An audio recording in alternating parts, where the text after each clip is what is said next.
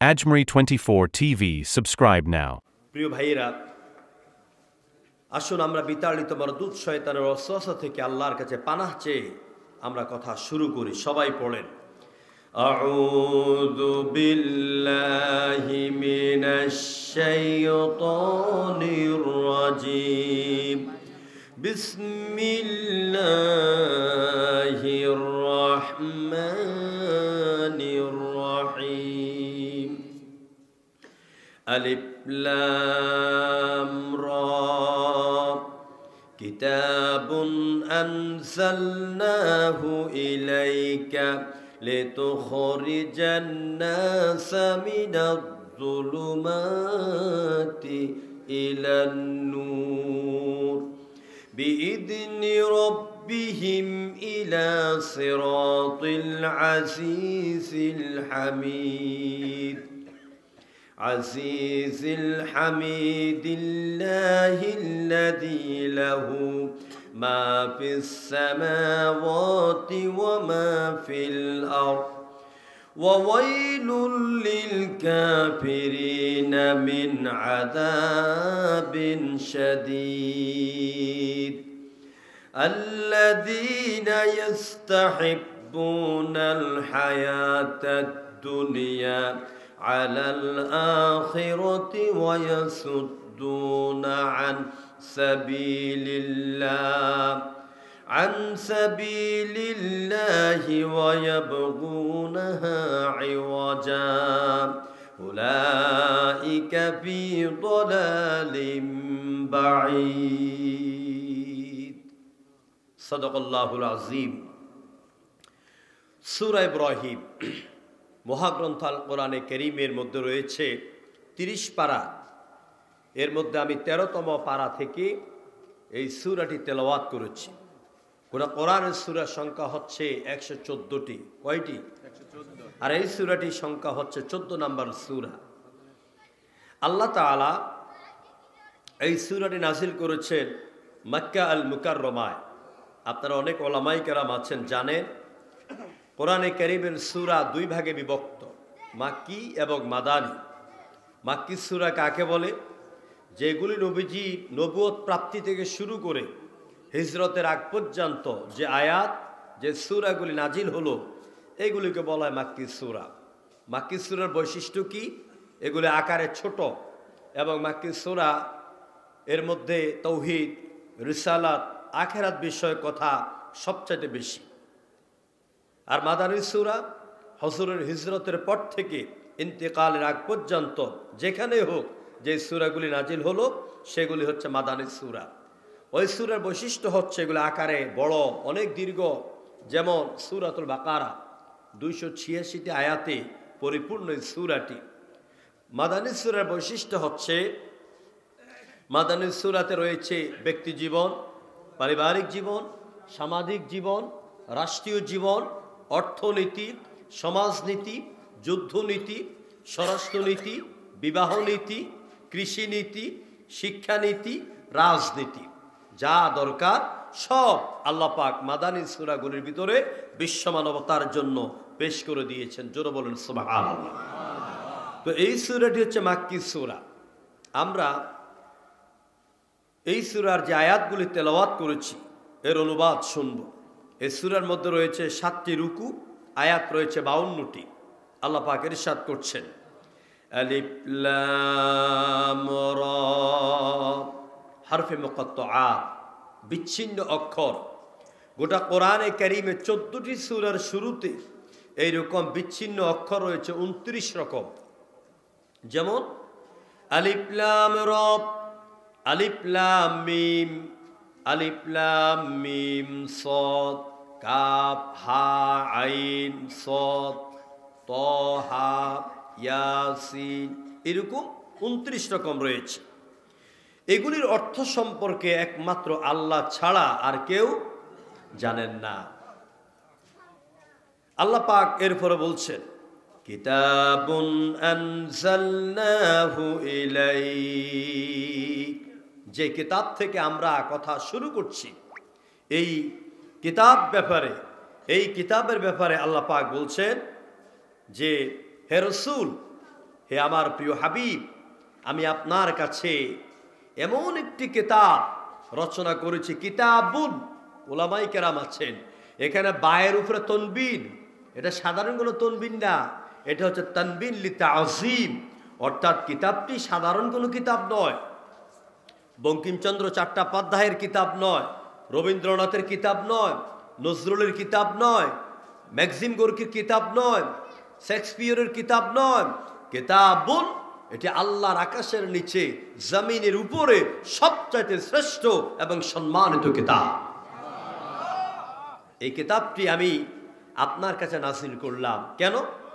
লিতুখরিজান NASA মিনাজ-জুলুমাতি ইলান-নূর, যাতে করে আপনি গোটা পৃথিবীর সমস্ত মানুষগুলিকে আপনার রবের বিইজনি রব্বিহিম, আপনার রবের নির্দেশ ক্রমে, অনুমতি ক্রমে এই কোরআন নামক কিতাবের শিক্ষা প্রশিক্ষণ দিয়ে নারী পুরুষ দলমত নির্বিশেষে সব মানুষগুলিকে অন্ধকার সমূহ থেকে বের করে আলোর দিকে নিয়ে আসতে পারে। এই জন্য আমি কোরআন, এই কিতাব আমি আপনাকে দিলাম। ইলা সিরাতিল আজিজিল হাবিব, এই কিতাব মানুষকে প্রশংসনীয় এবং মহান পরাক্রমশালী আল্লাহর দিকে, রবের দিকে ধাবিত করে। জোরে করে আল্লাহু আকবার। এরপর আল্লাহ পাক বলেন, আল্লাহুল্লাযী লাহু মা ফিস সামাওয়াতি ওয়া মা ফিল আরদ, যেই মালিক এই কিতাব তার নবীকে দিলেন, এখন সেই মালিকের পরিচয় তুলে ধরা হচ্ছে। তিনি কোন মালিক, তিনি কোন রব, তিনি কোন সত্তা, শোনো। আল্লাহুল্লাযী, তিনি সেই আল্লাহ যিনি নবমণ্ডল সমূহ আর ভূমণ্ডলের একমাত্র কর্তৃত্বশীল, তার নাম হচ্ছে আল্লাহ। তার নাম কি? তার নাম হচ্ছে আল্লাহ। ওয়াওয়াইলুল লিল কাফিরিনা মিন আযাবিন শাদীদ, আর যারা এই মহান স্রষ্টাকে, আল্লাহকে এবং আল্লাহর বিধানকে, আল্লাহর দেওয়া জীবন ব্যবস্থাকে, ইসলামকে অস্বীকার করে, ওই সব কাফিরদের জন্য ওয়াইল নামক যন্ত্রণাদায়ক শাস্তির ব্যবস্থা আল্লাহ পাক রেখে দিয়েছেন। নাউযুবিল্লাহ। এর পরবর্তী আয়াতে আল্লাহ বলছেন, আল্লাযীনা ইস্তাহিব্বুনাল হায়াতাদ দুনিয়া আলাল আখিরা, যারা অতি দৃঢ়তার সাথে, খুব অন্তরের সাথে দুনিয়ার জীবনকে বেশি প্রাধান্য দেয়, ভালোবাসে পরকালের তুলনায়। ওয়ায়াসুদ্দুনা আন সাবিলিল্লাহি, আর যারা আল্লাহর পথে কথা বলতে বাধা দেয়, আল্লাহ রাস্তায় চলতে বাধা দেয়, মসজিদে নামাজ পড়তে বাধা দেয়, কোরআনের মাহফিল করতে বাধা দেয়, কোরআনের কর্মী হতে বাধা দেয়, কোরআনের মিছিলে যেতে বাধা দেয়, ইসলামে আন্দোলন করতে বাধা দেয়, আছে নাকি নাই? আছে না নাই? ওয়ায়াবগুনাহা ইওয়াজা, আর বিভিন্ন রকমের বক্রতা খোঁজে ওরা। উলাইকা ফি দালালিম বাঈদ, আল্লাহ পাক বলছেন এরা হচ্ছে খুবই দূরবর্তী, পথভ্রষ্ট, এরা পথ হারিয়ে এত দূরে চলে গেল, এরা আর সত্যের দিকে আসার মতন সুযোগ নাই। প্রিয় বন্ধুগণ, এ হচ্ছে তেলাওয়াতকৃত আয়াতের অনুবাদ। মাহফিলের নাম দিয়েছেন ওয়াজ মাহফিল। আমি চেষ্টা করব নগণ্য মানুষ তাফসীরের আলোকে কথা বলার জন্য। ওয়াজ মাহফিল আর তাফসীর মাহফিল এক নয়। ওয়াজ মাহফিলে বুজুর্গানের দিনের কিচ্ছা, মুরব্বীর কিচ্ছা, হরিণের কিচ্ছা, বান্দরের কিচ্ছা, পল্লীগীতি মার্কা সুর, গান টান গাইয়া, লাফাইয়া, ভাইরাল হওয়ার মতো কিছু কথা কইয়া মানুষকে বুঝ দেওয়া যায়। আর যখন কোরআনকে সামনে করে বসা হয়, তাফসীরুল কোরআন মানি, তাফসীর শব্দটি বাবে তাফঈল থেকে এসেছে, অর্থাৎ কোরআনের ব্যাখ্যা বিশ্লেষণের মাধ্যমে কোরআনের গভীর থেকে গভীরে প্রবেশ করে কোরআনের লুকায়িত মধুগুলোকে সংগ্রহ করার নামই হচ্ছে তাফসীরুল কোরআন মাহফিল। প্রিয় বন্ধুগণ, বাংলাদেশে বর্তমানে ওয়াজ মাহফিলের ময়দান খুব খারাপ হয়ে গেছে। জনগণ ঠিক কিনা? অনেকে মাহফিলে এসে বিভিন্ন বক্তাকে গালিগালাজ করে, কাফের ফতুয়া দেয়, কিন্তু এরপরে মাহফিলে লোক হয় কোন মাহফিলে বেশি? যেই বক্তাকে সারাদিন মোবাইলে দেখে, যে বক্তার চটং পটং কথা দেখে, এই বক্তার মাহফিলে লোকজন বেশি হয়। কিন্তু যারা কোরআনের কথা বলে, যারা ভাইরাল নয়, এদের মাহফিলে লোকজন আসতে চায় না। জনগণ ঠিক কিনা? এমনও বক্তা আছে, বক্তারা দেখলে যুবকেরা হাসে। আসেন এরকম বক্তার চেহারা দেখলে যুবকেরা হাসে, অর্থাৎ আপনার হারুন কিসিঞ্জারের মতো মনে হয়। ঠিক কিনা বলেন? এরা কোরআনের ময়দানকে ধ্বংস করে দিয়েছে। উত্তরবঙ্গে একটা আছে, আমার কুমিল্লাতে 2-3টা আছে। প্রিয় ভাইরা, কোরআনে কারীমের আলোচনা এসে আপনি যদি বেয়াদবি করেন, মানুষকে হাসি তামসা দিয়ে বুঝ দেন, কবি বলছেন, सुनते सुनते नुकमहाई माफिले बेदात को काने बहरा हो गया तो दिल बहरा हो जाएगा। আপনার বেদাতি মাহফিল শুনতে শুনতে লোকদের এখন কান বয়রা হয়ে গেছে, দিনের মধ্যে আবরণ পড়ে গেছে। এই জন্য ভালো কথা, কোরআনে তাফসীর, কোরআনে দলিল ভিত্তিক আলোচনা শুনতে চায় না। যাইয়া দেখে বক্তা কত হাসায়, বক্তা কত কাঁদায়, বক্তা ভাইরাল কিনা মোবাইলে চার্জ দিয়ে দেখি, তাহলে যাব, নতুবা যাব না। এই জন্য আজকে মাহফিল হয় অনেক, কিন্তু আমাদের জীবনের পরিবর্তন হয় না। প্রিয় বন্ধুগণ, আমি ছোট্ট নগণ্য মানুষ, ছাত্র জীবন থেকে 1995 সাল থেকে 28 বছর এ কোরআনের ময়দানে কথা বলছি। আলহামদুলিল্লাহ, ছাত্র জীবন থেকে আমি 2001 সালে আল্লামা সাইদি সাহেবের সান্নিধ্যে আসি। জুতাগুলি পরাইয়ে দিতাম, মাথার টুপিটা পরাইয়ে দিতাম, চুলগুলি আশ্রিয়ে দিতাম, দাড়িগুলি আশ্রিয়ে দিতাম। তো তিনি তার জীবনের শেষ 2005 সালে আমাকে 2টা নসিহত করেছেন।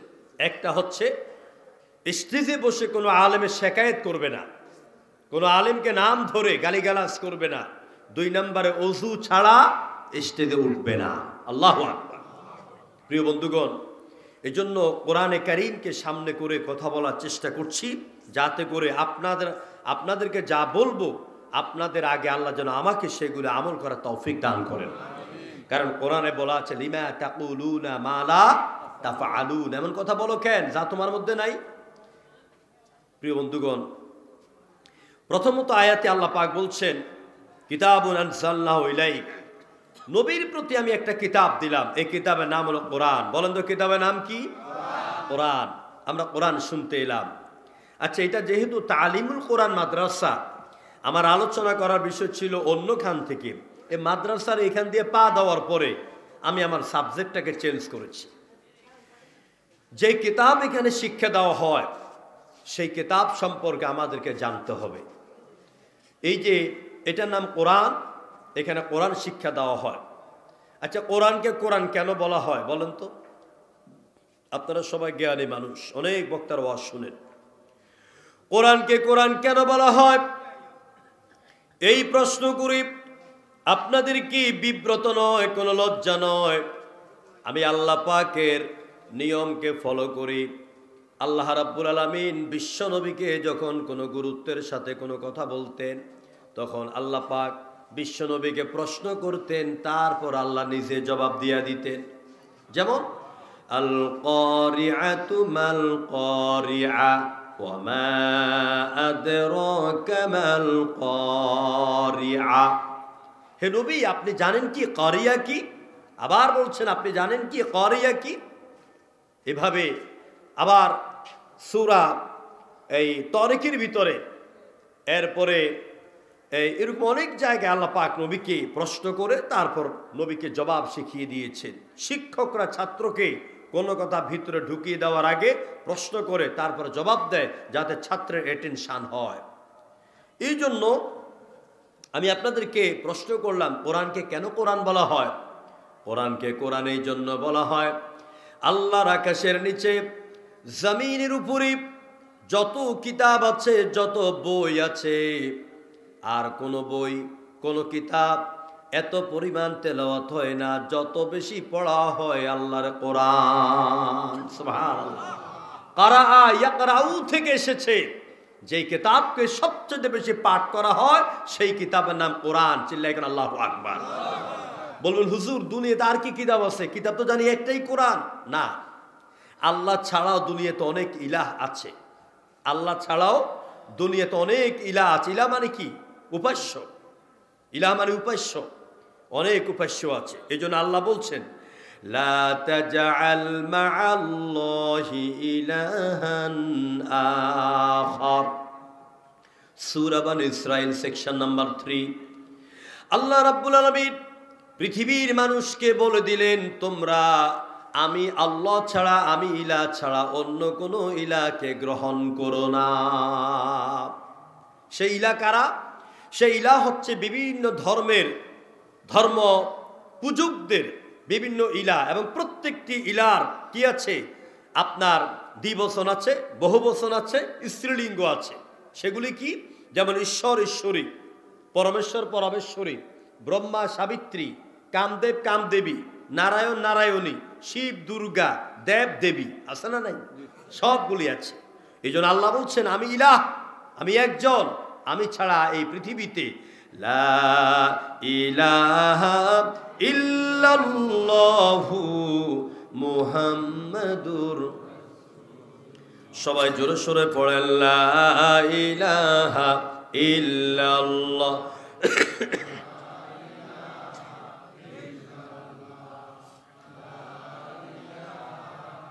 আপনি চা খাবেন একটু?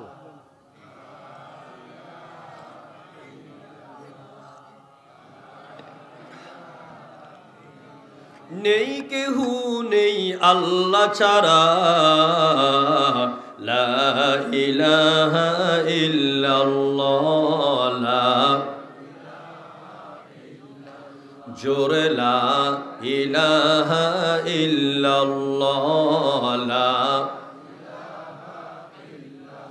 পাখির গানে গানে, হাওয়ার তানে তানে, ওই নামেরই পাই মহিমা, ওই নামেরই পাই মহিমা, হলেই আপন হারালা ইলাহা ইল্লাল্লাহ। আরেকটু লা ইলাহা ইল্লাল্লাহ। নদীর কল কলে ঢেউয়ের ছল চলে, ওই নামেরই গান শুনে মন, ওই নামেরই গান শুনে মন, দেয় যে নীরব সারা ইলাহা ইল্লাল্লাহ, জোরে লা ইলাহা ইল্লাল্লাহু মুহাম্মাদুর রাসূলুল্লাহ। জোরে পড়েন সাল্লাল্লাহু। আমার বন্ধুগণ, সুতরাং পৃথিবীতে অনেক ইলাহ আছে, ধর্ম রয়েছে অনেক, যেমন হিন্দু ধর্ম, বৌদ্ধ ধর্ম, পারসিক ধর্ম, জারদাস ধর্ম, ইহুদি ধর্ম, খ্রিস্ট ধর্ম। তাদের ধর্মীয় কিতাবও আছে অনেকগুলি।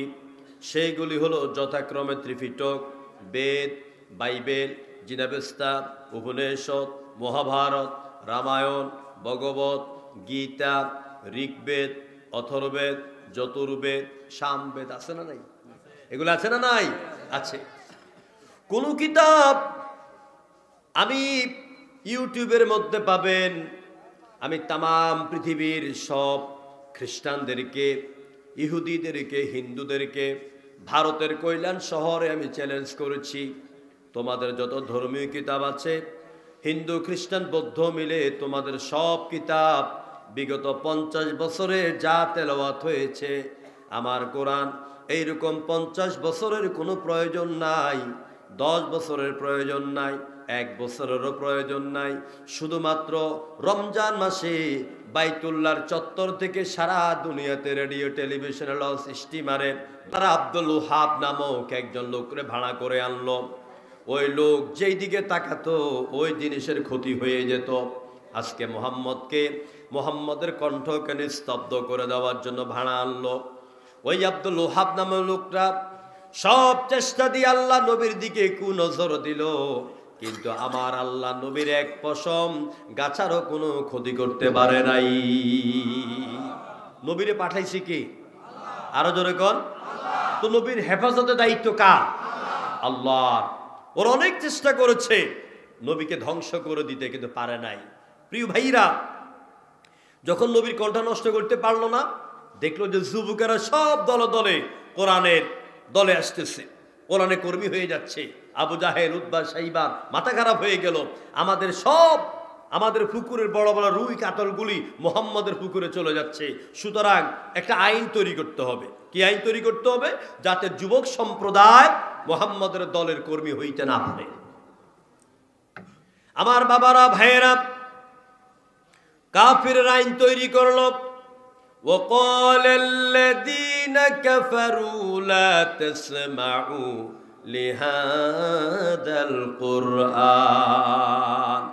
কাফেররা বলে, মুহাম্মদ যেই কোরআন তেলাওয়াত করে, যে কোরআনের দাওয়াত দেয়, ও যুবকেরা মুহাম্মদের কণ্ঠে কোরআন শুনতে যেও না।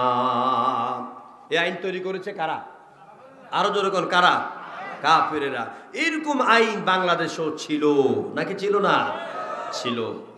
বহুত জায়গায় শত শত মাইল দৌড়ায় মাহফিলে গেছি।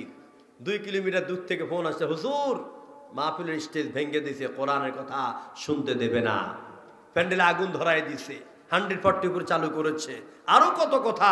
স্টেজে দাও শ্রেণী লইয়া আলেমদেরকে মারতে আসতো। চিল্লাই এখন ঠিক কিনা? আজকে জিজ্ঞেস করি, ওইসব ক্ষমতা ধরেরা আজকে কোথায়? আজকে কোথায়?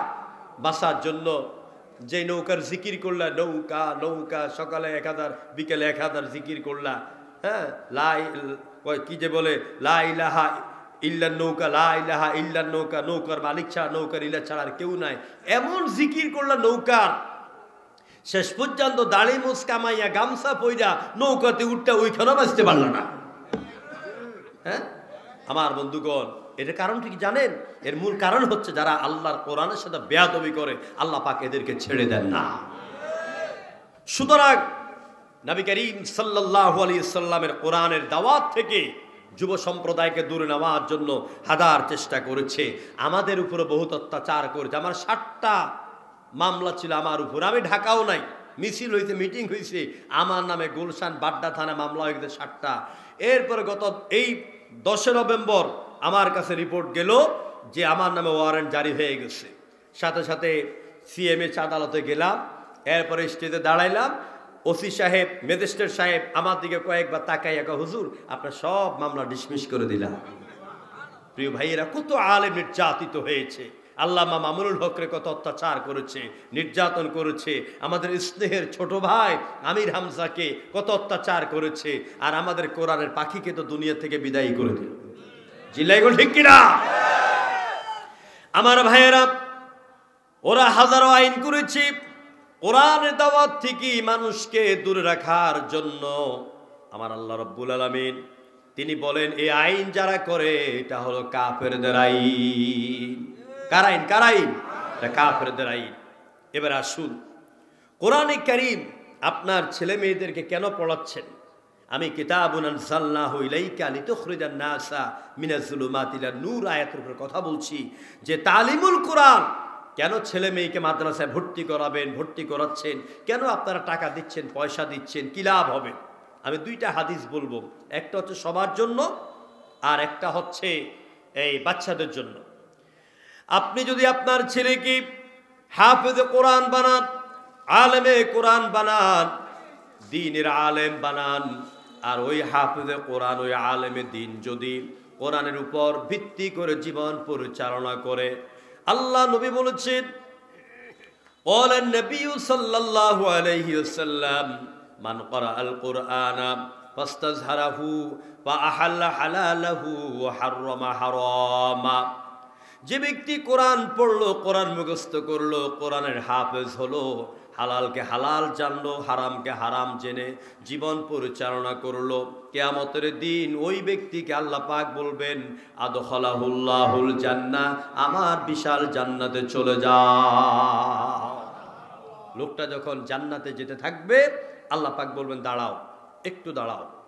আচ্ছা বলো তো, তোমাকে হাফেজে কোরআন হওয়ার জন্য, তোমাকে কোরআন সহিভাবে শিক্ষা দেওয়ার জন্য, তোমাকে আলেম হওয়ার জন্য তোমার পরিবার পরিজন গ্রামবাসীর মধ্য থেকে যারা সাহায্য করছে, সহযোগিতা করছে, এরা হয়তো ভাগ্যগুণে অনেক গুনাহ করে আজকে জাহান্নামী হয়ে গেছে।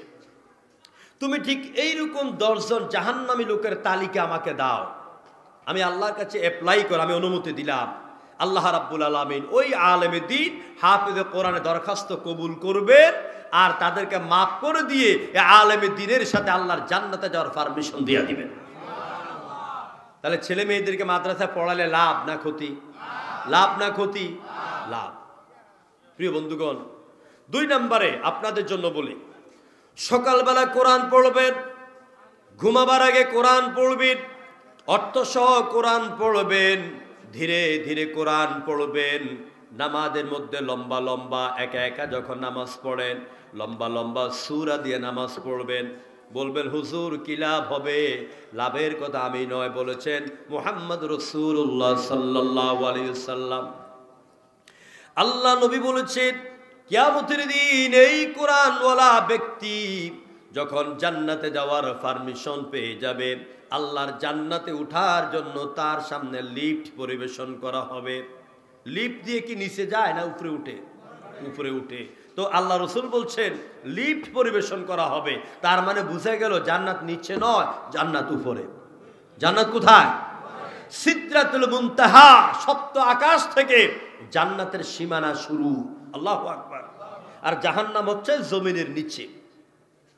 তো এই জান্নাতে উঠার জন্য, এই আকাশে উঠার জন্য আপনাকে লিফট লাগবে। সেই লিফট তৈরি করবেন আল্লাহ পাক। আপনার সামনে লিফট দেওয়ার পরে রাসূলুল্লাহ বলবেন, রাসূলুল্লাহ বলছেন আপনাকে ফেরেশতারা বলবে ইকরা ওয়ারতাক ওয়ারাত্তিল কামা কুনতা তুরাত্তিলু ফিদ দুনিয়া।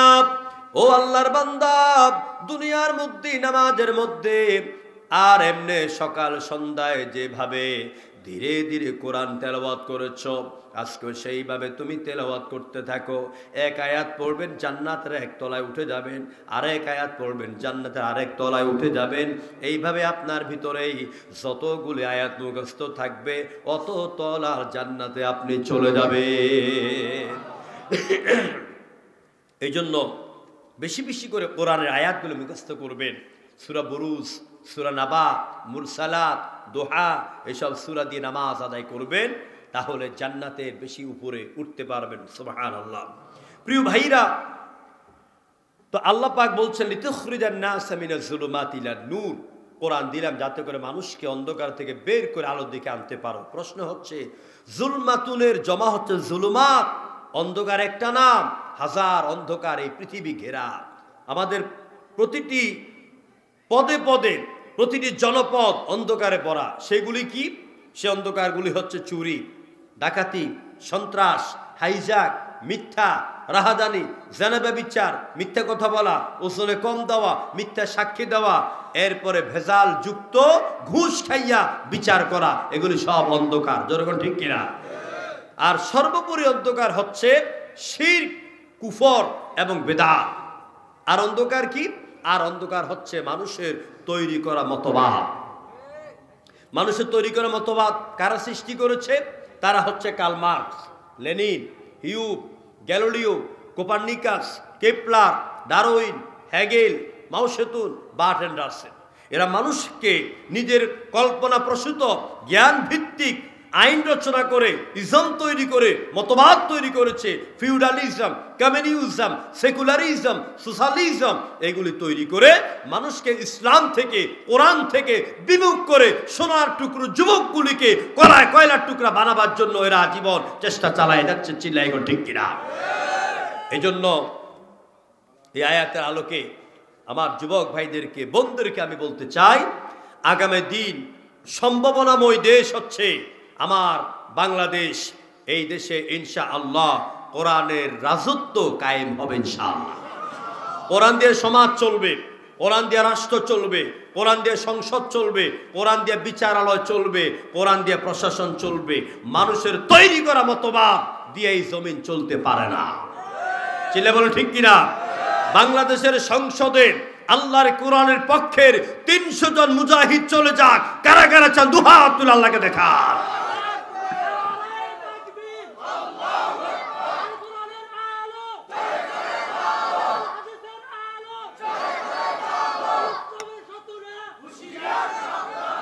আমার ভাইয়েরা, আল্লাহ পাক এই কোরআনের রং দিয়া সমাজ এবং রাষ্ট্র ব্যবস্থাকে রাঙাতে বলেছেন।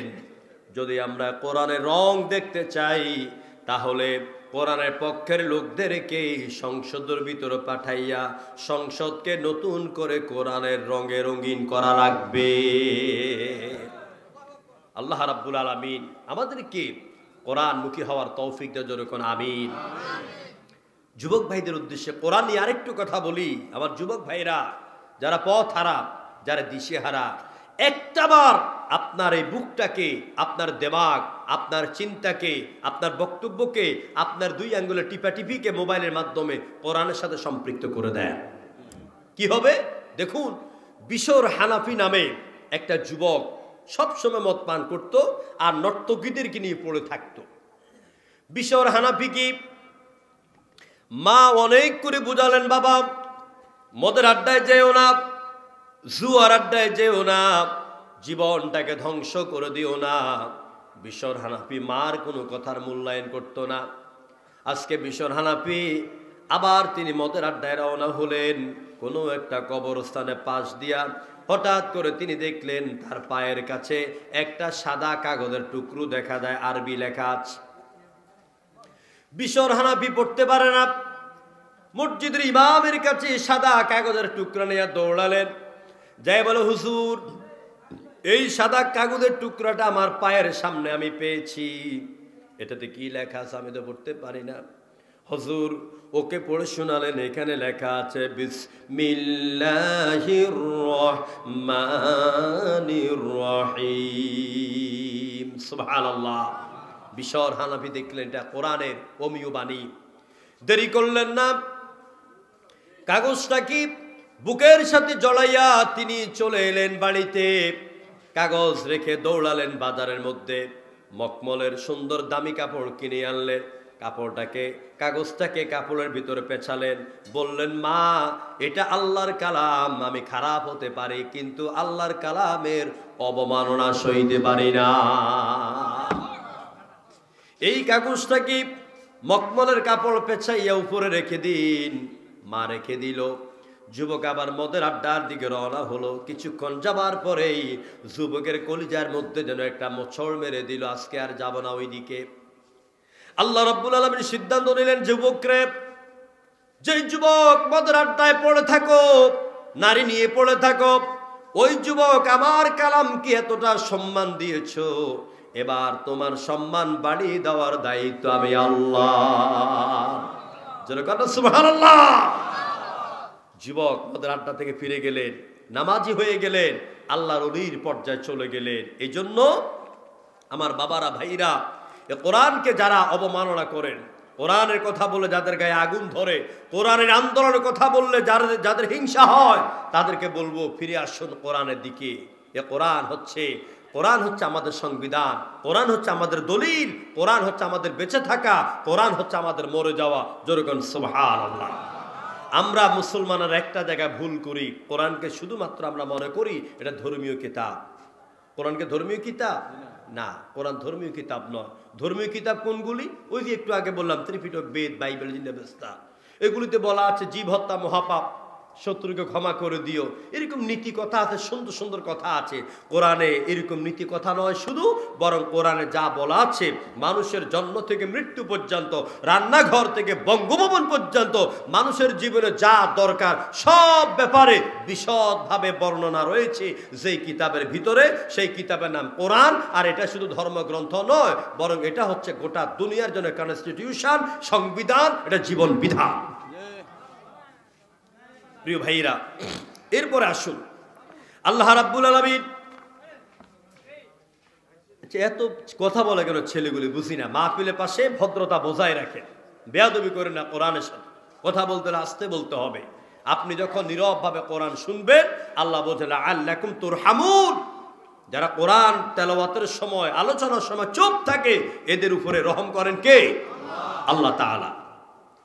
আমার ভাইয়েরা, এরপর আল্লাহ পাক বলেন আল্লাহুল্লাযী লাহু মা ফিস সামাওয়াতি ওয়া মা ফিল আরদ ওয়াইলুল লিল কাফিরিনা মিন আযাবিন শাদীদ।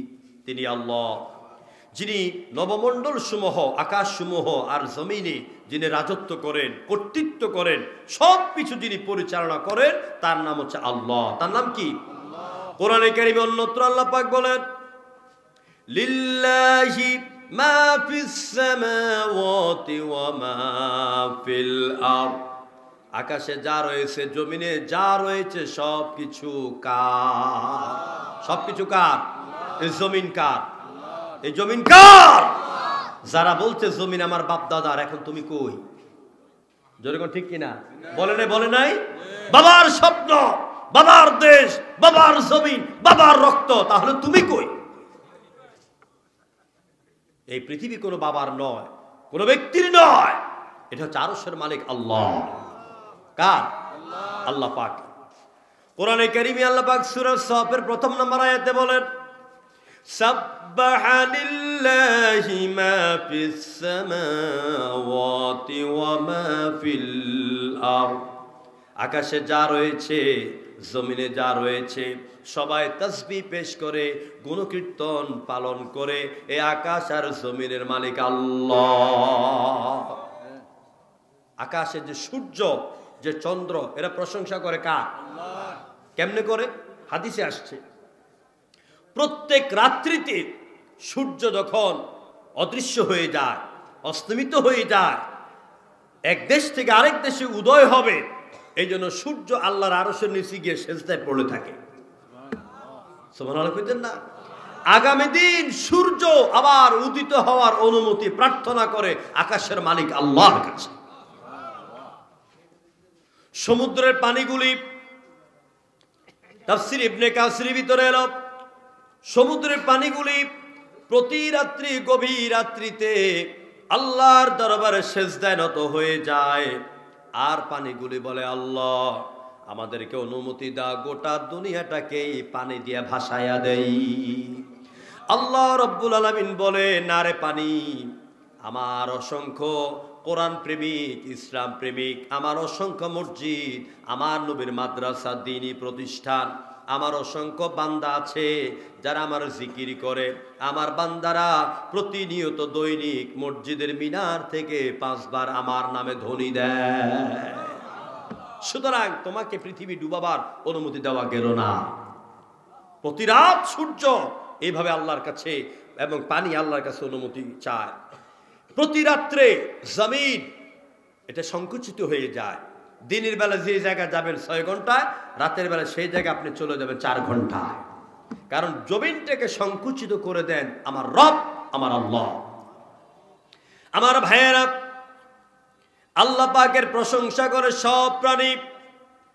ওই জীব, ঘরের মধ্যে ঘর কোনো ব্যাঙ, এগুলি প্রশংসা করে। মৌমাছি তার ভাষায় প্রশংসা করে। দোয়েল পাখি, কোয়েল পাখি তার ভাষায় প্রশংসা করে। বলবেন হুজুর আপনি কি কান দিয়ে শুনছেন নাকি বুঝেন নাকি? আমি কেন, শুধুমাত্র হযরত সুলাইমান ছাড়া পৃথিবীর আর কাউকে ওদের ভাষা বুঝার ক্ষমতা আল্লাহ দেন নাই। লা তাফকাহুনা তাসবিহাহুম, কে কোন ভাষায় আল্লাহর জিকির করে, আল্লাহর প্রশংসা করে, দুনিয়ার কেউ জানে না। জানে?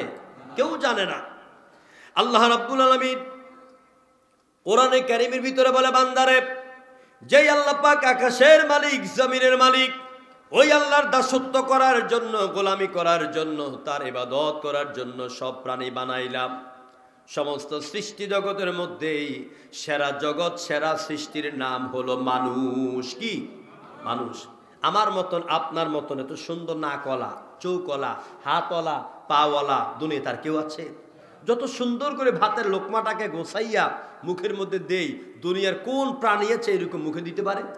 কেউ জিব্বা দিয়া খায়, কেউ আপনার ফেক কাদা সহ এমনি কামলাইয়া খায়, কেউ ফুল হইয়া খায়, কেউ শীত তুইয়া খায়। যেরকম ঠিক কিনা? তো মানুষকে আল্লাহ পাক সৃষ্টির সেরা জীব বানালে, আশরাফুল মাখলুকাত, সৃষ্টির সেরা জীব, সবচাইতে সুন্দর করে খাইতে পারে আর সবচাইতে সুন্দর করে ঘুমাইতে পারে। মানুষের মতন এত সুন্দর করে কোনো প্রাণী ঘুমাইতে পারে না। গরু যদি ঘুমায় হাত পা চারটারে গোছাইয়া কলা নিচের দিকে দিয়ে এমনি ঘুমায়। যেরকম ঠিক কিনা? আর মানুষ যখন ঘুমায়, আমরা তো কিছু মানুষ আছি আসলে গরু ছাগলের চাইতেও খারাপ। মানে যেভাবে রাসূলুর সুন্নাহ মোতাবেক ঘুমাইতে হয়, ওই ঘুমের নিয়মও কিন্তু আমরা অনেকে জানি না। এই যে শয়তানের বাক্সটারে টিপতে টিপতে গান শুনতে শুনতে ছবি দেখতে দেখতে তারপরে ঘুমাইয়া যায়। এরপরে আপনার পরনের ঠিক মতো প্যান্টটাও খোলে না, লুঙ্গিও পরে না, মুজা পরা, জুতা পরা, গায়ের মধ্যে কোটছোট এমনি সিত্তিয়া পড়ে ঘুমায় থাকে। এটা কি মোমেনের ঘুমের নিয়ম? না। ঘুম তো বড় নিয়ামত। আল্লাহ পাক পৃথিবীতে যত নিয়ামত দিয়েছেন তার মধ্যে ব্যক্তির সুস্থতার জন্য, ব্যক্তির খাবারের মতো স্বাদ পাওয়ার জন্য ঘুমের মতো নিয়ামত আল্লাহ দিয়েছেন। আমি আল্লামা আশরাফ আলী থানভীর সৃষ্টির দর্শন কিতাব থেকে কথা বলছি, গবেষণা ধর্মী কথা। আল্লাহ রাব্বুল আলামিন কোরআনে কারীমের মধ্যে বলেন, ওয়াজআলনা নাওমাকুম সুবাতা, এই পৃথিবীতে আমি মানুষের জন্য ঘুমকে বানায় দিলাম শান্তির বাহন। কেমনে যাবেন? বিশ্ব নবীর জীবনের দিকে তাকান। আল্লাহ নবী এশার নামাজ জামাতে আদায় করতেন, জরুরি কোনো কাজ নাই, যদি থাকতো করে ফেলতেন, জরুরি কথা শেষ করতেন। এরপরে নবীজি ওযু করেই বিছানার মধ্যে ঘুমাতে যেতেন। মা আয়েশা বলেন, আমি দেখতাম আল্লাহ নবী বিছানার মধ্যে শুইয়া তিনি ডান কাতে শুইতেন আর প্রথম পড়তেন আল্লাহুম্মা বিইসমিকা আমুতু ওয়া আহইয়া। আমরা কি সবাই এই দোয়া পড়ে ঘুমাই? সবাই পড়েন? সবাই পড়ি না, সবাই অনেকে দোয়া জানেও না, ঠিক কিনা বলেন? যদিও ছোট্টকালে মক্তবে পড়েছেন, এখন আর মনে নেই, কারণ প্রতিনিয়ত এটাকে মোতালা করেন না, তো অভ্যাসে পরিণত নাই, এই জন্য অনেকে ভুলে গেছেন। আল্লাহ নবী এই দোয়া পড়ার পরে তিনি ইস্তেগফার পড়তেন, আস্তাগফিরুল্লাহাল্লাযী লা ইলাহা ইল্লা হুয়াল হাইয়ুল কাইয়্যুম ওয়া আতুবু ইলাই। পারেন এটা? আস্তাগফিরুল্লাহাল্লাযী লা ইলাহা ইল্লা হুয়াল হাইয়ুল কাইয়্যুম ওয়া আতুবু ইলাই। রাহমাতুল লিল আলামিন বলেছেন, আল্লাহর কোন বান্দা যদি ওযু করে ঘুমাবার আগে এই ইস্তেগফার 3 বার পড়ে, আল্লাহ পাক ওই বান্দার আমলনামায় যদি তাম পৃথিবীর মরুভূমির বালিকণার মতন এত পরিমাণ গুনাহ থাকে, এই ইস্তেগফার পড়ার কারণে আল্লাহ পাক বান্দার জীবনের গুনাহগুলো মাফ করে দেয়। মনে থাকবে তো ইনশাআল্লাহ?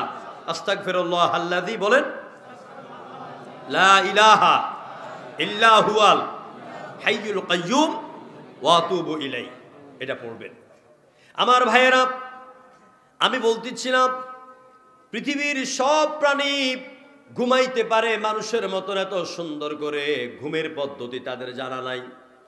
এরা মানুষ শোয়ার সময় আল্লাহর নাম নিয়ে ঘুমায়, আবার ঘুম থেকে উঠার সময় কার নাম নিয়ে উঠতে হবে?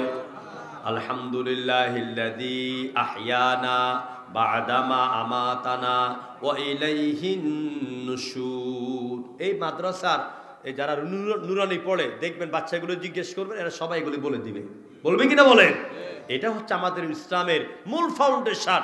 নুরানি মাদ্রাসাগুলি এই জাতির জন্য বড় নিয়ামত। ইসলাম যদি এখানে না শিখে, কলবের ভিতরে যদি কোরআন না ঢুকে, এরা বড় হলে নাস্তিক আর মুরতাদ হয়ে যাবে। এই জন্য এখানে পাঠাবেন, এখানে শিখাবেন, এরপরে ডাক্তার বানান, ইঞ্জিনিয়ার বানান, সেটা আপনার ইচ্ছা। আমার বাবারা, ভাইয়েরা, সব প্রাণী আল্লাহর প্রশংসা করে, মহামহিম আমার আল্লাহ পাকের সবাই আল্লাহ তাসবিহ পেশ করে। কোরআনে কারীম বলছে, আল্লাযীনা ইয়াযকুরুনাল্লাহা কিয়ামান ওয়া কুউদা ওয়া আলা জুনুবিহিম ওয়া ইয়াতাফাক্কারুনা ফী খালকিস সামাওয়াতি ওয়াল আরদ আল্লাযীনা ইয়াযকুরুনাল্লাহা কিয়ামা, যারা আল্লাহর জিকির করে তাদের মধ্যে কেউ দাঁড়াইয়া দাঁড়াইয়া আল্লাহর জিকির করে, আল্লাহকে স্মরণ করে, আল্লাহর প্রশংসা করে। কোন অবস্থায়?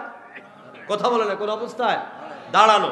ইয়াযকুরুনাল্লাহা কিয়ামা ওয়া কুউদা, আবার কেউ কেউ আছে বসে বসে করে। এরপর ওয়া আলা জুনুবিহি, আবার কেউ আছে শুয়ে শুয়ে করে। তাহলে অবস্থায় গেলে কয়টা? তিনটা। দাঁড়ানো, বসা, শোয়া। দাঁড়ায় একার আল্লাহর জিকির করে। এই যে আপনাদের মেইন রোড থেকে ঢুকার পরে আমি নোয়াখালীতে আসলে অনেক ওয়াজ শিখি। আমি নোয়াখালীর জমিনে যখনই আসি, ওয়া ইয়াতাফাক্কারুনা ফি খালকিস সামাওয়াতি ওয়াল আরদ, মুমিন তো তারাই যারা আল্লাহর সৃষ্টি দেখে আল্লাহকে নিয়ে গবেষণা করে। সুপারি গাছের দিকে তাকাই, নারকেল গাছের দিকে তাকাই, আর কোরআনে আয়াত মিলানো শুরু করি। আজকেও আসতে ঢুকতেই এই আয়াতে আমার মনে পড়লো, আল্লাযীনা ইয়াযকুরুনাল্লাহা কিয়ামা। এই সুপারি গাছগুলি, নারকেল গাছগুলি রাত দিন 24 ঘন্টা দাঁড়াই আমার আল্লাহর জিকির করে। সাব্বাহা লিল্লাহি মা ফিস সামাওয়াতি ওয়া মা ফিল আরদ, আকাশের জমিনে যা আছে সবাই জিকির করে কার? আল্লাহ। শুধু লা ইলাহা ইল্লাল্লাহ, লা ইলাহা ইল্লাল্লাহ এটা নামে জিকির নয়, ওরা ওদের ভাষায় আল্লাহর জিকির করে। বৃক্ষরাজিগুলি দাঁড়াই আল্লাহর জিকির করে। বসে বসে কারা করে? আপনাদের ঘরে যাবেন, দেখবেন অনেক ঘরের মধ্যেই হলুদ কালারের বিসি বিসিওয়ালা ঘর, কোনো ব্যাঙ আছে, ব্যাঙ গায়ের মধ্যে বিসি বিসি আছে। এই ব্যাঙের পাও কয়টা কোন তো? মাশাআল্লাহ, সবাই 100-এর মধ্যে 110 পায়ে ফেল করছে। ব্যাঙের পাও 2টা। ব্যাঙের পা কয়টা?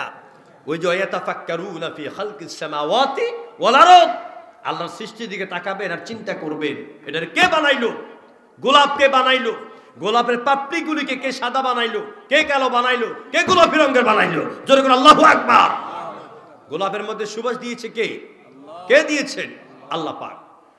ওই ঘরগুলো ব্যাঙের দিকে তাকাইয়া দেখবেন, ব্যাঙের সামনের 2টা হলো হাত, পেছনের 2টা রান মোটা, পেছনের 2টা হলো পাও।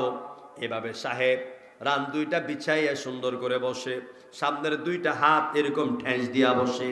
আর দেখবেন 24 ঘন্টা ব্যাঙের গলার মধ্যে এরকম নড়াচড়া করে। করে কি না? এই ব্যাঙ তারে কণ্ঠ দিয়ে পড়ে সুবহানাল্লাহ ওয়ালহামদুলিল্লাহ,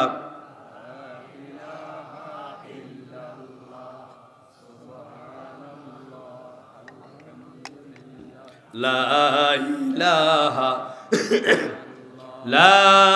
ইলাহা ইল্লাল্লাহু মুহাম্মাদুর রাসূলুল্লাহ। জোরে পড়েন সাল্লাল্লাহু আলাইহি ওয়াসাল্লাম। প্রিয় ভাইরা, এই ব্যাঙ বসে বসে কার জিকির করে? এবার আফ্রিকার বিভিন্ন দ্বীপের দিকে আপনারা যারা ডিসকভারি চ্যানেল দেখেন, সেখানে দেখবেন সাপের রাজ্য আছে, বিশাল সাপের রাজ্য। এই সাপগুলি জাতি সাপ, অজগর সাপ, এই সাপগুলি শুয়ে শুয়া 24 ঘন্টা জিহ্বাটা বাইর করে ঢুকায়, বাইর করে ঢুকায়, এর মাধ্যমে সে আল্লাহর জিকির করে।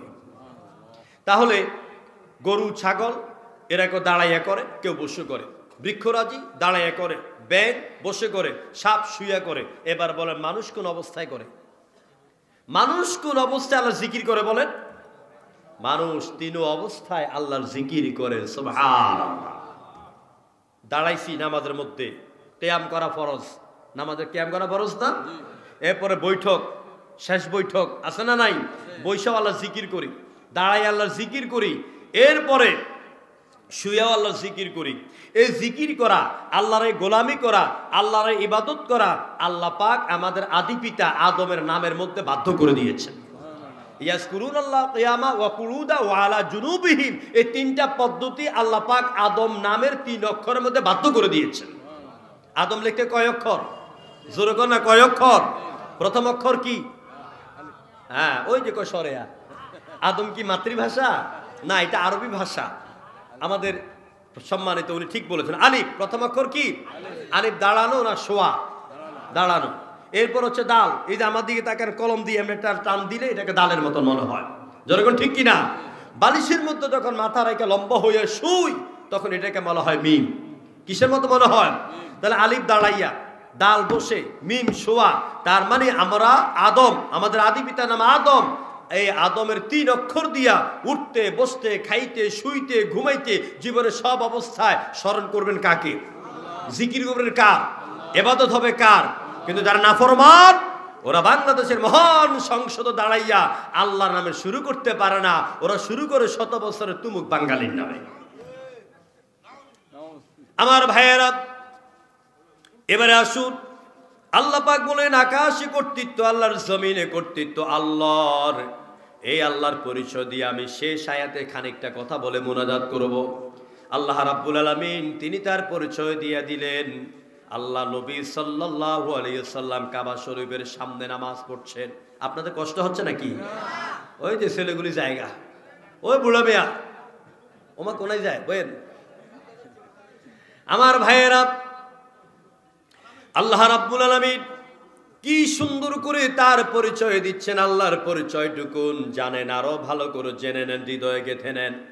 রাহমাতুল আলামিন কাবা শরীফের সামনে গেলেন।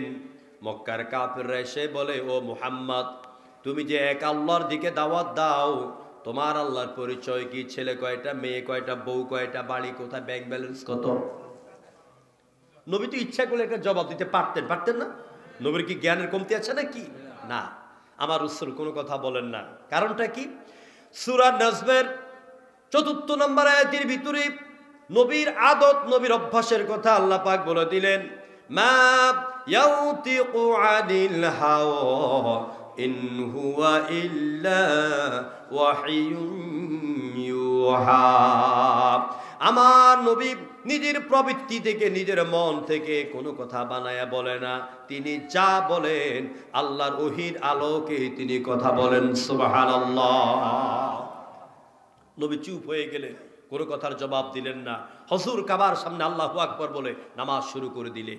নামাজ শেষ হলো, আর বলতেছেন, আল্লাহ, লোকেরা তোমার পরিচয় জানতে চায়, আমি কি বলবো? আল্লাহ পাক জিব্রাইলকে পাঠিয়ে দিলেন। ওহী নিয়ে আসলেন জিব্রাইল। এবার রাসূল হেরেমের চত্বর থেকে বের হয়ে যাচ্ছে, কাফেররা উট পেতে আছে, বলছে, মুহাম্মদ, তোমার আল্লাহর পরিচয় বলো। আল্লাহ নবী এবার বলছেন, আমার আল্লাহর পরিচয় শুনো। ক্বাল হুয়াল্লাহু আহাদ। পারেন না সবাই? জোরে পড়েন। ক্বাল হুয়াল্লাহু আহাদ আল্লাহুস সামাদ লাম ইয়ালিদ ওয়া লাম ইউলাদ ওয়া লাম ইয়াকুল লাহু কুফুয়ান আহাদ। নবী আপনি বলুন, আল্লাহ এক এবং একক, তিনি নিরঙ্কুশ, তিনি বেনিয়াজ, তিনি কাউকে জন্ম দেন নাই, তা কেউ জন্ম দেয় নাই। আকাশ আর জমিনে আমার আল্লাহর সমকক্ষ আর কেউ নাই। এ হচ্ছে আমার আল্লাহর পরিচয়। আমার আল্লাহকে দিয়ে আমার আল্লাহর পরিচয় যথেষ্ট। আবার আয়াতুল কুরসি, এই আয়াত, এর ভিতরে আল্লাহ পাক তার কি সুন্দর আরো পরিচয় দিলেন। আল্লাহু লা ইলাহা ইল্লা হুয়াল হাইয়ুল কাইয়্যুম। আল্লাহ হচ্ছেন তিনি, যিনি চিরস্থায়ী, যিনি চিরঞ্জীব, যিনি ছিলেন, আছেন, থাকবেন, অব্যয়, অক্ষয়, চির অম্লানও, তার নাম আল্লাহ। গলা ফাটাই এখন সুবহানাল্লাহ। লা তাখুযুহু সিনাতু ওয়ালা নাওম। তার কোনো তন্দ্রা নাই, তার কোনো নিদ্রা নাই, কোনো তন্দ্রা, কোনো নিদ্রা তাকে স্পর্শ করতে পারে না। এই পৃথিবীতে কে কি করে আমার আল্লাহ দেখেন নাকি দেখেন না? কারা কোরআনের কর্মীদের উপর অত্যাচার করেছে, কারা কোরআনের পাখিকে 13 বছর কারাগারে রাইখা ইনজেকশন পুশ করে মেরেছে, দুনিয়ার কেউ না দেখলেও আরশের মালিক আল্লাহ দেখেন নাই? দেখছেন কি না? পই পই করে হিসাব নেওয়া হবে ইনশাআল্লাহ। জনগণ ঠিক কিনা? প্রিয় বন্ধুগণ, যারা ইসলামের উপরে নির্যাতন করেছে, অত্যাচার করেছে, জালিম, স্বৈরাচার, এদের একজনকে আল্লাহ পাক ছেড়ে দেন নাই। স্বৈরাচারেরা সর্বশেষ নিজের এলাকায় থাকতে পারে না। পারে নাকি? কেন পারে না? ওমান আ'রাদা আন যিকরি, যারা কোরআন থেকে মুখ ঘুরায়, কোরআনের সাথে বেয়াদবি করে, ফাইন্না লাহু মাঈশাতান দনকা, এদের জন্য থাকা, খাওয়া, চলা ফেরা, টাকা পয়সা, ক্ষমতা সব কিছু আল্লাহ সংকীর্ণ করে দেন। এই আয়াতের বাস্তব তাফসীর আজকে শুনে যান। 56,000 বর্গ মাইলের জমিন, এত বড় বঙ্গভবন, লাউ ক্ষেত, কবুতরের বাচ্চা, ছাগলের বাচ্চা, সব কিছুর আয়োজন করলো। এত কিছু থাকার পরেও যখন কোরআনের সাথে বিগত দিনগুলিতে বেয়াদবি করলো, আল্লাহকে 56,000 বর্গ মাইলে তোর জায়গা নাই। যখন ঠিক কিনা? চলে গেল ভারতে, 1 মাস পরে গেল কাতার, 5 দিন 6 দিন রইল। কাতারের বাদশাহ বললেন, আমার জায়গায়, আমার দেশের মধ্যে আইনে নাই আপনাকে থাকতে দেওয়া, আপনি আউট, গো ব্যাক, ফিরে যাও। চলে গেল আবুধাবিতে, বিমানের মধ্যে 15 ঘন্টা বসার পরে আবুধাবির বাদশাহ বলছে, আপনার জায়গা আপনি যান, এখানে জায়গা হবে না। তার মানে যারা আল্লাহর কোরআনের সাথে বেয়াদবি করে, যারা বিগত দিনে কাফেরের সাথে বন্ধুত্ব করেছে, কোন মুমিন, কোন মুসলমান তাদেরকে জায়গা দিতে পারে না। প্রিয় বন্ধুগণ, আল্লাহ রাব্বুল আলামিন সব স্বৈরাচারী দেখেন, অত্যাচারীদের অত্যাচার দেখেন, জালিমদের জুলুম দেখেন। লা তাখুযুহু সিনাতু ওয়ালা নাওম। আমি আপনি রাতের বেলা নাকে তেল দিয়ে ঘুমাইতে পারি, আমার আল্লাহ কি ঘুমান? আমার আল্লাহ ঘুমান না, তিনি সব ক্ষমতার মালিক। এরপরে সুতরাং সে আল্লাহর ইবাদত করতে হবে, তার গোলামি করতে হবে, তার কাছে মাথা নত করতে হবে। তিনি ছাড়া দয়াল বাবা, খাজা বাবা, ল্যাংটা বাবা, ভণ্ড বাবা, সবুজ সালু বাবা, কোনো বাবার সামনে মাথা নত করা যাবে না। টাকার দরকার, পয়সার দরকার, বুদ্ধির দরকার, জ্ঞানের দরকার, সুন্দর বউয়ের দরকার, বিদেশ যাওয়ার দরকার, পরিবারের নিরাপত্তার দরকার, ব্যবসা বাণিজ্য উন্নতির দরকার। আল্লাহ পাক বলেন, ওয়াস্তাঈনু বিস-সাবরি ওয়াস-সালাহ ওয়া ইন্নাহা লাকাবীরাতুন ইল্লা আলাল খাশিঈন। নামাজের মাধ্যমে ধৈর্যের সাথে মাথাটাকে নোয়াইয়া আমি আল্লাহকে রাতের গভীরে বলো। দুনিয়ার কেউ শুনবে না, কে শুনবে? প্রশান্ত মহাসাগরের নিচে শৈবালের সাথে লাগানো ছোট্ট একটা পোকা, মাইক্রোস্কোপ যন্ত্র ছাড়া যাকে দেখা যায় না, ওই পোকা যখন প্রশান্ত মহাসাগরের হাজারো কোটি লিটার পানির নিচ থেকে ক্ষুধার যন্ত্রণায় আল্লাহ বলে ডাক দেয়, আল্লাহ পাক বলেন, আমি আরশের মালিক, দুনিয়ার কেউ শুনতে পায় না, ওই ছোট্ট পোকার কিচির মিচির ক্ষুধার আওয়াজ আমি আল্লাহ শুনতে পাই। খাবার দেওয়ার মালিক কে? এই যে পশ্চিম দিকে কালো ঘরটা, এ কাবা ঘর ইবাদত কেন করবেন? এদিকে কেন মুখ ঘুরে নামাজ পড়বেন? আল্লাহ বলে দিচ্ছেন, ফালিয়াবুদু রাব্ব হাদাল বাইত আল্লাযী আত'আমাহুম মিন জু' ওয়া আমানাহুম মিন খাউফ। ফালিয়াবুদু রাব্ব হাদাল বাইত, ওই ঘরের মালিকের ইবাদত করো, গোলামি করো, দাসত্ব করো। কেন করবা? যেহেতু তোমার পেটে ক্ষুধা লেগেছে, তোমার ক্ষুধা নিবারণকারী হচ্ছে ওই ঘরের মালিক। সুবহানাল্লাহ। বিপদে পড়েছ, পিস্তল লইয়া দৌড়ায়, বোমা লইয়া দৌড়ায়, পুলিশ তোমাকে দৌড়ায়, তোমার নিরাপত্তা দিবে আরশের মালিক আল্লাহ। প্রিয় বন্ধুগণ, এই জন্য রাতের গভীরে আল্লাহকে ডাকবেন। দুনিয়ার কেউ না শুনলো, কে শুনবেন? গভীর রাতের আধারে কেউ যদি ডাকে তোমারে, দাও যে তখন সারা, হয়ে ব্যাকুল পারা। কাউকে নিরাশ করো না, এমনই রহম তোমার। আল্লাহু আকবার। কাউকে নিরাশ করো না,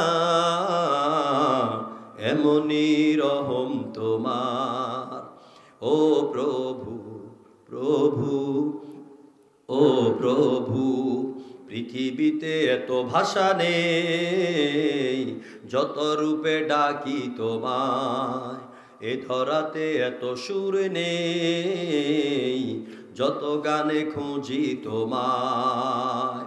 ও প্রভু, প্রভু, ও প্রভু, মন যখন অসহায় থাকে, তখন ডাকি যে তোমাকে, তোমার নামের গুণে দাও যে শান্তি ফিরায়ে।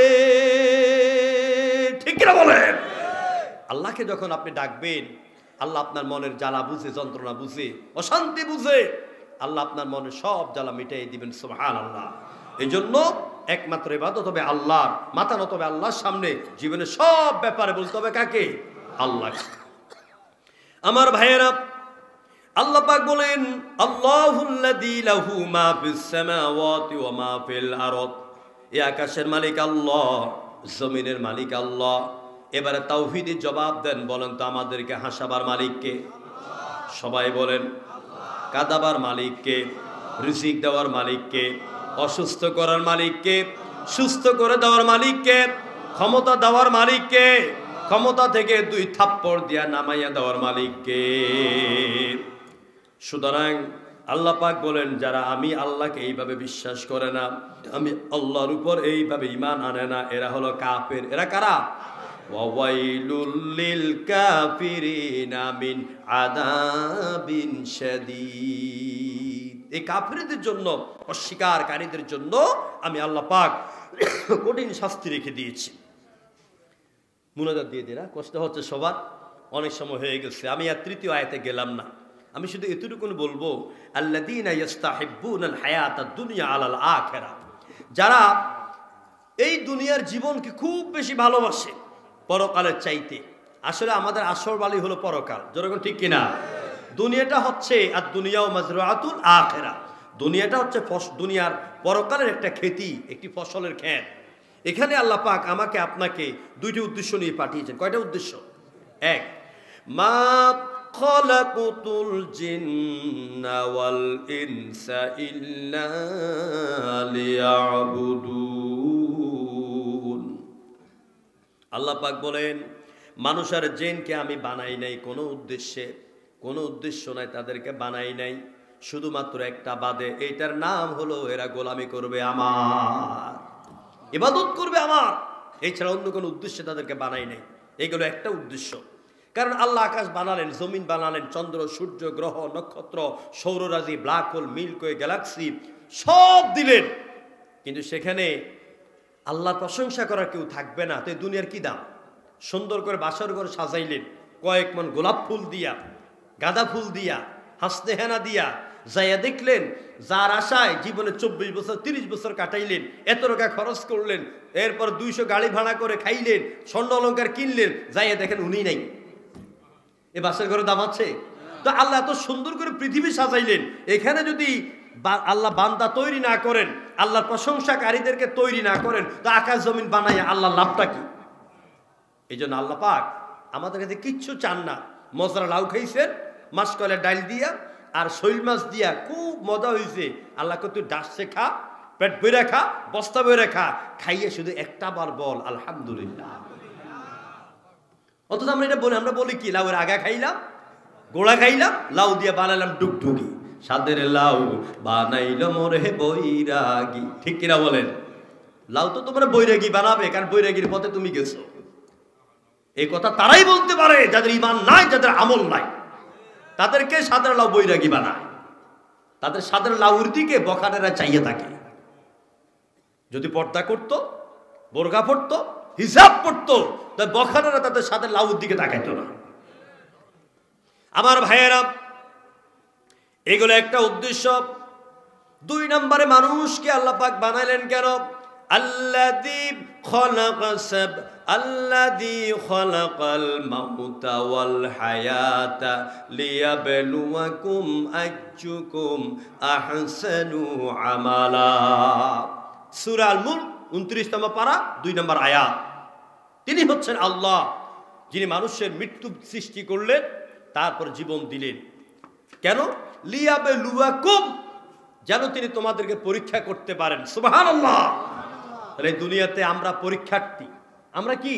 পরীক্ষার্থী। কে ভালো আমল করে, কে ভালো লেখে, কে ভালো পড়াশোনা করে।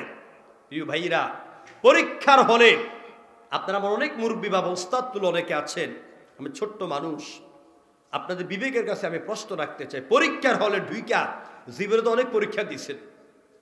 কেউ প্রশ্নপত্র হাতে পাইয়া এরকম বইয়ে বইয়ে মোবাইল টিপছেন নাকি? তখন তো মোবাইল ছিল না। কেউ কোনো গান টান গাইছেন নাকি? প্রশ্ন আছে হাতে, কাগজ কলম আছে, কিন্তু আপনি উত্তর লিখতেছেন না। আপনি গল্প করেন, আপনি গুজব করেন, আপনি হাসি তামসা করেন, নাচানাচি করেন, ফালাফালি করেন, আর আপনার 3 ঘন্টার সময় চলে যাচ্ছে। এরকম কেউ করেছেন নাকি জীবনে? এটা কোনো পাগলও করবে না। যার যদ্দূর জ্ঞান আছে সামান্যতম, সেও এটা করবে না, কারণ ও জানে আমার 3 ঘন্টা সময়ের ভিতরে 10টা প্রশ্নের 5টা প্রশ্নের জবাব আমাকে দিতে হবে। ঠিক গোটা পৃথিবীটা হচ্ছে আমার আপনার জন্য একটা পরীক্ষার কেন্দ্র। আর এটার মধ্যে আল্লাহ পাক আমাদের জন্য সাদা কাগজ আর কলম রেখে দিয়েছেন আমল। এই পরীক্ষার কেন্দ্রে যেমন কোনো পাগলও সময় নষ্ট করে না, ঠিক এই পৃথিবীর জীবনে বালেগ হওয়ার পর থেকে হাত্তা ইয়াতিনাকাল ইয়াকিন ওয়া'বুদ রাব্বাকা হাত্তা ইয়াতিনাকাল ইয়াকিন, তুমি আল্লাহর গোলামি করো তোমার বুঝ জ্ঞান হওয়ার পর থেকে নাকের ডগায় শেষ নিঃশ্বাস থাকা পর্যন্ত। আল্লাহু আকবার। সুতরাং এই জীবনটা আল্লাহ বানাইছেন, আপনি কোনটা হালাল, হালালটা খাবেন, হারাম বর্জন করবেন, সুদ খাবেন না, ঘুষ খাবেন না। নোয়াখালীর মানুষ কিন্তু সবাই ফেরেশতারা সুদ টুদ চেনেও না, সুদ খায়ও না, ঠিক না? খুব ভালো মানুষ মাশাআল্লাহ, এরা সুদ টুদ খায় না, সুদের সাথে এরা জড়িত নাই। আছে নাকি? ওমা আমি কই নাই, আপনারা কোন আছে? আচ্ছা, সুদের বিরুদ্ধে ওয়াজ করবো না, এক কান রাসূলের হাদিস বলবো সংক্ষিপ্ত ভাষায়, সহজ ভাষায়। হুজুর বলেছেন যারা সুদ খায়, যারা সুদ দেয়, যারা সুদ নেয়, সুদের হিসাব লিখে সেওয়া সব, এরা সবাই সমান সমান। দাতা গ্রহিতা হিসাব লেখককারী এরা সবাই সমান। তো এদের জন্য কি গুনাহ? এক হাদিসে আসছে 70টি গুনাহ, আরেকটা হাদিসে আসছে 73টি গুনাহ। তো 70টি গুনাহ যে হাদিসে আসছে, ওই হাদিসে বলা হয়েছে যে 70টি গুনার মধ্যে একটা গুনাহ হচ্ছে নিজের মাকে কাবা শরীফের সামনে উলঙ্গ কইরা 41 বার জেনা করার সমান গুনাহ। আপনি সুদের টাকা দিয়া টাকা পয়সা জমা করেন, জমি জমা কিনেন, দোকান পাট করেন, আরামে খান, লুঙ্গির কোসা ঘুরাইয়া ঘুরাইয়া। আপনি কার জন্য করছেন এগুলি? আপনার ছেলের জন্য, মেয়ের জন্য, বউয়ের জন্য, ভবিষ্যৎ জীবনের জন্য। কিন্তু আপনি তো বুঝতেছেন না, আপনি তো নিজের হাতে নিজের পরকালকে আপনি নিজে জবা করে দিচ্ছেন, সব শেষ করে দিচ্ছেন আপনি। যে বউয়ের নাকের ফুল, কানের দুল, এরপর গলার মালা, হাতের বালা, স্বর্ণের পরি এখন মনে 1,40,000 না 45,000, এত টাকা দিয়া স্বর্ণ কিনে দেওয়ার জন্য সুদ খেলেন, ঘুষ খেলেন, মিথ্যা কথা বললেন, চল চাতুরি করলেন এই সুন্দর বউয়ের ভালোবাসা পাওয়ার জন্য। মৃত্যুর পর কিয়ামতের দিন যখন মাথার 1 বিঘত 1 হাত 1 কিলোমিটার উপরে সূর্য থাকবে, সূর্যের তাপে গুনাহগারদের, অপরাধীদের মাথার চান্দি ফেটে মগজগুলি ভাতের মালের মতন উত্তরাতে থাকবে। ওই সময় আপনি দৌড়াবেন আল্লাহর দেওয়া পরীক্ষার খাতায় 100-এর মধ্যে 33 পাইলে লাভ, আপনি পেয়েছেন 32 নাম্বার। আর একটা নাম্বারের দরকার, মানে আর একটা নেকির দরকার। আপনি ওই সুন্দরী প্রিয়তমা প্রেয়সীর কাছে যাবেন, যায় বলবেন আমার প্রিয়তমা আমি তোমার স্বামী লাগি, তোমার ভালোবাসা পাওয়ার জন্য কত এই কাজগুলি করেছি, আজকে আমার একটি নেকির দরকার, আমাকে একটা নেকি দাও। আপনার বউ জবাব দিবে কে তুমি? আমি তো তোমাকে চিনি না, জীবনে বিয়ে হয়েছে এই কথাই তো আমার মনে নাই। এটা কি আমার বানানো কথা? ইয়াউমা ইয়াফিরুল মারউ মিন আখিহি ওয়া উম্মিহি ওয়া সাহিবাতিহি ওয়া বানিহি। আল্লাহু আকবার। ভাই ভাইয়ের থেকে, বাপ ছেলে থেকে, বোন বোনের থেকে, স্ত্রী স্বামী থেকে, সবাই সবার থেকে পালায়ন করবে। যদি এখনো না বুঝছেন এইটা, তাহলে 20 সাল আর 21 সাল দিয়ে বুঝাই দেই। হাসি আর কাশির যখন মহাবন্যা বয়ে গেল, যেটাকে বলে করোনা, ঠিক কিনা?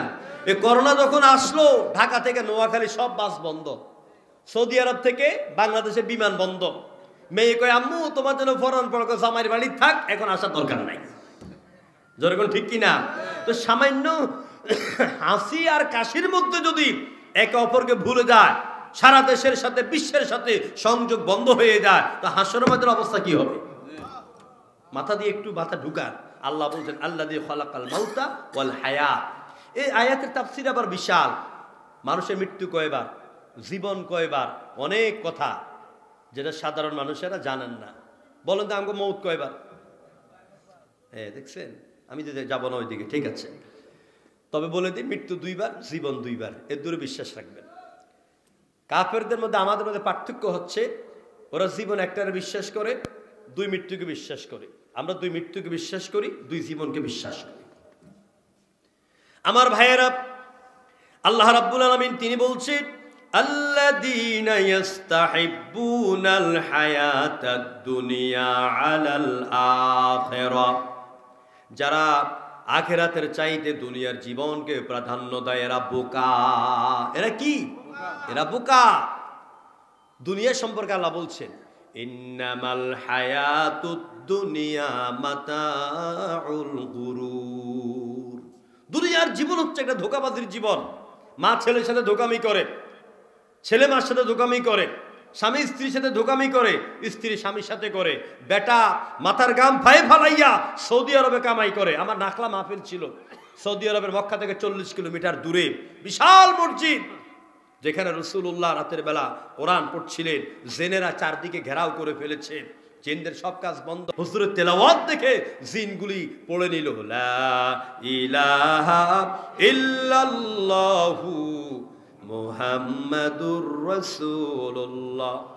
ওই নাখলা নামক জায়গায় বিশাল বাঙালি পাড়া, অনেক বড় মসজিদ, ওইখানে অনেক বাঙালি মানুষ আছে।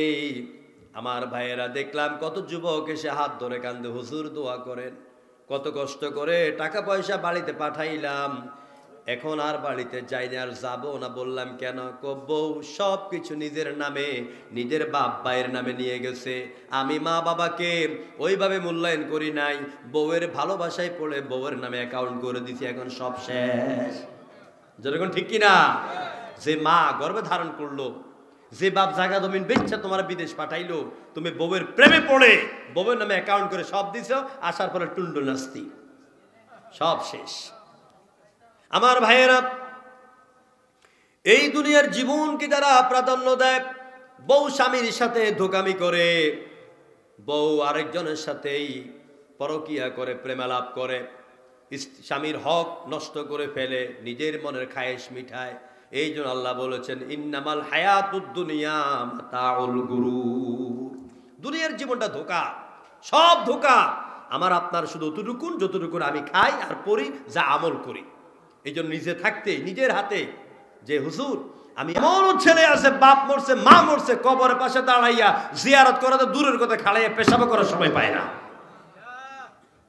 এই জন্য নিজে যা করবেন, নিজের জন্য সব নিজে করে যান, নিজে দান করে যান, জায়গা দিয়ে যান, জমিন দিয়ে যান, একটা দোকান দিয়ে যান, যে আয়টা মসজিদে যাবে, মাদ্রাসায় যাবে। প্রিয় ভাইরা, শেষ কথা হচ্ছে, আমরা যদি আল্লাহর আযাব থেকে বাঁচতে হয়, কোরআনের কাছে আসতে হবে। কার কাছে আসতে হবে? কোরআন মুখী আন্দোলনে শরীক হতে হবে। এই জমিনে দ্বীন কায়েমের আন্দোলনে শরীক হওয়া ফরজ। যেরকম কি ফরজ, দ্বীন কায়েমের আন্দোলনে সব নবীরা শরীক ছিলেন, আপনাকেও থাকতে হবে। আজকে অনেকের গা জ্বলে, তারা কয় যে মৌলবাদীরা ক্ষমতা যেতে পারবে না। আমরা বলি, আমরাও কোনো সন্ত্রাসকে ক্ষমতায় আসতে দেব না। জমিন আল্লাহর, আইন চলবে কার? আরো জোরে কোন আইন চলবে কার? আল্লাহ। প্রিয় ভাইয়েরা, একটা মিছিল দিব শেষ পর্যায়ে, সেই মিছিলে শরীক হবেন আমার সাথে। তবে শেষ কথা যেটা বলি, পরকালের আযাব থেকে বাঁচার জন্য যুবক ভাইদেরকে বলি, মা বোনদেরকে বলি, বাবাদেরকে বলি, যত কষ্ট হোক, যত শীত হোক, 5 ওয়াক্ত নামাজ পড়বেন। মনে থাকবেন ইনশাআল্লাহ, নামাজ পড়বেন। এই নামাজের জন্য দৈনিক মুয়াজ্জিন কি সুন্দর করে ডাক দেয় মসজিদের মিনার থেকে, কত সুন্দর আহ্বান। আমার অনেক মুসলমান আজানের অর্থও জানে না, ঠিক না? আল্লাহু আকবার, আল্লাহু আকবার, আল্লাহ বড়, আল্লাহ বড়। আশহাদু আল্লা ইলাহা ইল্লাল্লাহ অর্থ কি? আমি সাক্ষ্য দিচ্ছি মুহাম্মদ সাল্লাল্লাহু, আমি সাক্ষ্য দিচ্ছি আল্লাহ ছাড়া কোনো ইলাহ। আশহাদু আন্না মুহাম্মাদ রাসূলুল্লাহ, আমি আরো সাক্ষ্য দিচ্ছি মুহাম্মদ সাল্লাল্লাহু আলাইহি ওয়াসাল্লাম আল্লাহর রাসূল। হাইয়া আলাস সালাহ, এসো নামাজের দিকে। হাইয়া আলাল ফালাহ, এসো কল্যাণের দিকে। আল্লাহু আকবার, আল্লাহু আকবার, লা ইলাহা ইল্লাল্লাহ, আল্লাহ বড়, আল্লাহ বড়, আল্লাহ ছাড়া কোনো ইলাহ নাই। মুয়াজ্জিন সুললিত কণ্ঠে, আপনি কৃষিকাজ করেন, দোকানদারি করেন, গরু নিয়ে ব্যস্ত আছেন, অফিসে ব্যস্ত আছেন, মুয়াজ্জিন কি সুন্দর করে আযান দিচ্ছে, হাইয়া আলাস সালাহ।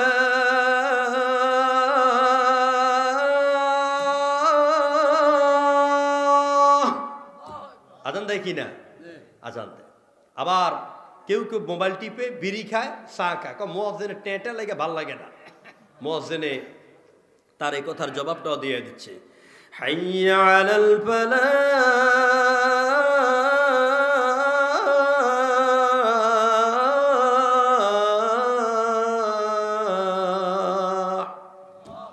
এসো কল্যাণের দিকে, এসো মুক্তির দিকে, এসো নাজাতের দিকে। তোমার রবকে সেজদা দাও, রিজিকে দায়িত্ব কার? নামাজ পড়লেন 5 ওয়াক্ত, বিশ্বাস করেন রোডে অ্যাক্সিডেন্ট হবেন না ইনশাআল্লাহ। আপনার জীবনের দায়িত্ব নিবেন কে? ঘর থেকে যখন বের হবেন বলবেন বিসমিল্লাহ তাওয়াক্কালতু আলাল্লাহ লা হাওলা ওয়ালা কুওয়াতা ইল্লা বিল্লাহ। আপনার পিছনে আল্লাহ 70 জন ফেরেশতা নিয়োগ করে দিবেন। সারা রাত যুবকে মোবাইল টিপে, ফজরের সময় আজান হয়, ঘুম ভাঙে না, মুয়াজ্জিন আবার বলে আসসালাতু খায়রুম মিনান নাওম।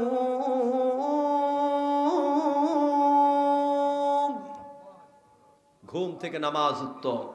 যে ঘুমের কারণে, যে ঠান্ডার কারণে তুমি উঠো না, নামাজ পড়ো না, তোমার দাদা, তোমার দাদি, তোমার বড় বাপ মা তারা কবরে শুয়ে আছে, আজকের মাহফিলে সব মাইক নিয়ে যায় ডাকো উঠো, কেউ তোমার ডাকে জবাব দিবে না। ফিরে আসুন ইসলামের দিকে, ফিরে আসুন কোরআনের দিকে, ফিরে আসুন তাওহীদের দিকে। শিরক মুক্ত জীবন গড়ি, শিরক মুক্ত ঈমান লালন করি, কোরআন ভিত্তিক জীবন রচনা করি, কোরআনকে ভালোবাসি, কোরআনের জন্য প্রয়োজনে জীবনের শেষ রক্তবিন্দু উজাড় করে দেওয়ার সিদ্ধান্ত নিতে হবে। সময় আসতেছে ইনশাআল্লাহ। ইন্না সলাতি ওয়া নুসুকি ওয়া মাহইয়ায়া ওয়া মামাতি লিল্লাহি রাব্বিল আলামিন।